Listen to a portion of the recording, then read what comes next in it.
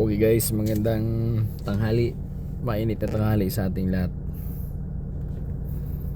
Sa mga nagtatanong kung ilang oras ang Manila to Matnog pag ikay pupunta ng Mindanao.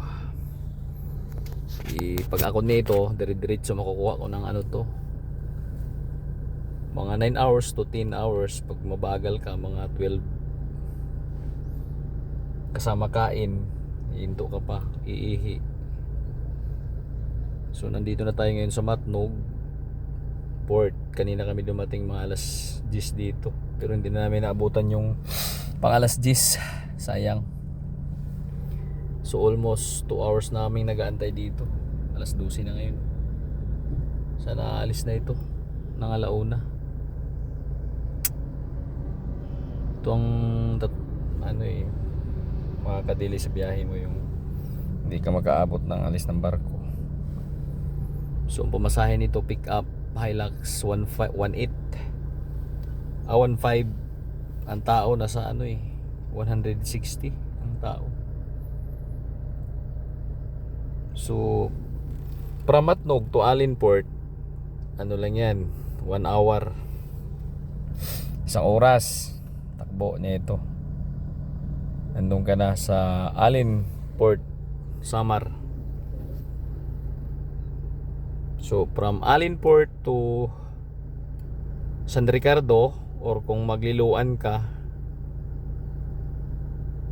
mga din yan. Pagdating ko ng Alin Port, babiyahe na naman ako ng Liloan or San Ricardo ng Leyte, patawid ng Port of Lipata, Surigao, Mindanao na yan. So galing dito sa Alin Port, from Matnog to Alin Port, isang oras. Tapos bibiyahe ka na naman papuntang Leyte sa Lipata. Siguro nasa mga 12 oras yan. So mag-spend ka pa ng 1 day ulit na biyahe yan mula pagkatawid mo dito sa Matnog to Alin Port. Matnog is last ng Luzon to. Luzon pa itong Matnog, tapos tatawid ka ng Alin Port ng Visayas, Samar.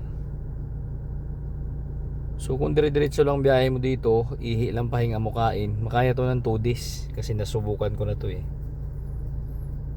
So doon sa may mga katanungan na mga first magbiyahe dito, comment lang kayo or magtanong lang, sasagutin ko kayo para hindi kayo magiging ignorante sa inyong biyahe. Okay, yun lang guys. Antay-antay lang ako, baka maglo-load. Nag-load na ng mga bus eh. Baka ako nang susunod nito. Sana nga. Mainit ng panahon ngayon guys, sobrang init. Mabuti nga para mahina yung alon. Ito, unahin tong mga malalaki kasi itong mga maliliit sa dulo-dulo na lang to eh. Dito, pang singit na lang ito.